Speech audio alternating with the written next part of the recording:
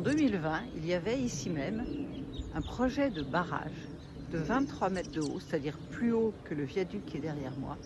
Ce projet a été porté par le SAGIRC, dans lequel la métropole de Lyon est majoritaire, mais qui comporte aussi les maires de toutes les communes concernées par le bassin versant de l'Iseron, ainsi que les autres intercommunalités. En 2020, il y avait clairement deux camps. Le camp des habitants d'Oulin et de Sainte-Foy, qui avait été inondé notamment en 2003 et à qui on avait promis, grâce à ce barrage, une protection contre toutes les crues possibles, quasiment. Du quartier Merlot à Oulin, une banderole donne le ton. Les habitants réclament la construction du barrage sur l'Iseron, la rivière qui borde leur jardin. La crue de 2003 est dans tous les esprits. 700 foyers inondés à l'époque. Et le camp des habitants de Francheville qui s'oppose vigoureusement à ce barrage. Pour ma part, c'est ce qui a été à l'origine de mon engagement dans l'associatif.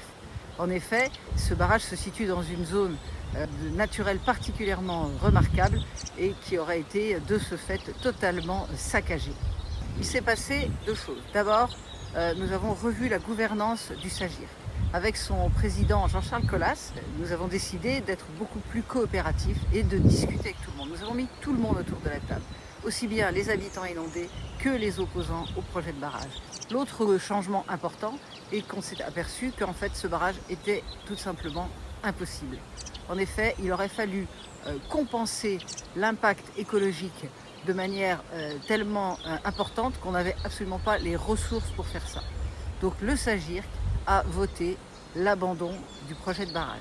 Pour autant, il ne s'agissait pas de laisser les habitants d'Oulin et de Sainte-Foy démunis face aux risques qui perdurent. On a fait pendant 10 ans des travaux qui aujourd'hui nous protègent de toutes les crues récemment connues, de niveau de celle de 2003.